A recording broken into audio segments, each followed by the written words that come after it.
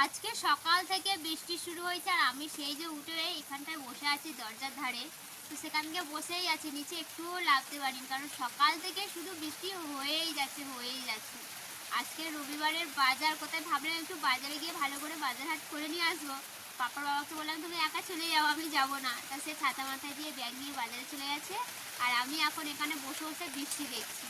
কি করবো, নিজে তো লাগতে পারছি না, কোনো কাজ করতেও পারছি না। আর কি পরিমাণে সকাল থেকে বৃষ্টি হচ্ছে আর আকাশটা পুরো অন্ধকার করে আছে। দাঁড়াও তোমাদেরও দেখাই। এই দেখো বৃষ্টি হচ্ছে, দেখো দেখেছো? আর হ্যাঁ, এই জায়গাটা কালকে রাতে না প্লাস্টিক টাঙিয়ে দিয়েছি লম্বা করে ওই কলতলা অবধি। ওই উনানের তো ধারে রান্না করি, ওখানটায় রান্না করা যাচ্ছিল না, এত পরিমাণে বৃষ্টি ঝাপটা যাচ্ছিল।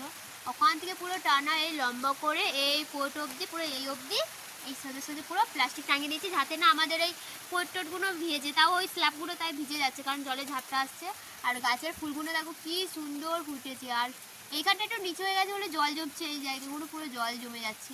আর এত পরিমাণে সকাল থেকে বৃষ্টি হচ্ছে, আমাদের উঠানে দেখো কত করে জল, আর মাছও ঢুকেছে, অনেক 2-3টে মাছও আছে। আর কি করব, বৃষ্টি হচ্ছে।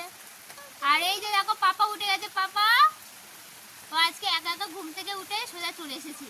ওকে আজকে আর ডাকতে হয়নি, শুধু পাখাটা বন্ধ করে দিয়েছি উঠে গেছে, কারণ পাখা বন্ধ করে দিলে ওর ঘুম ভেঙে যায়। এত বৃষ্টি হচ্ছে তাও পাখা চালিয়ে রাখতে হচ্ছে, ওর ভীষণ গরম। যাই হোক, আমার বসে বসে বৃষ্টি দেখি, কিছু করার নেই।